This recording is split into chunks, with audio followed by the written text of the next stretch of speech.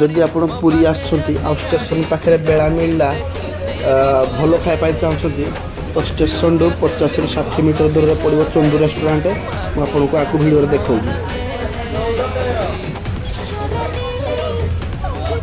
आम साधा मिल 3टा मगेलु साधा मिल प्राइस हूँ 90 टंका और आइंष मिल प्राइस हूँ 100 टंका माछ तो साधा मिल रोचे भात आगु आगे हो डालीटे रोचे आ मिक्स वेज तरकारी रोचे भेंडी गोटे आलू पड़ी भजा गोटे रोचे आ सालाड रोचे पापड़ रोचे आ माछ मिल रोचे भात आगे हो डाली माछ गोटे पीस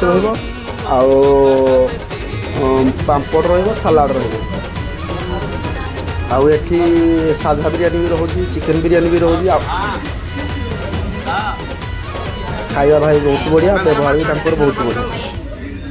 थोड़े ये होटेल को विजिट करूँ जदि आप केवल खास कर पूरी आसुँच स्टेशन पाखे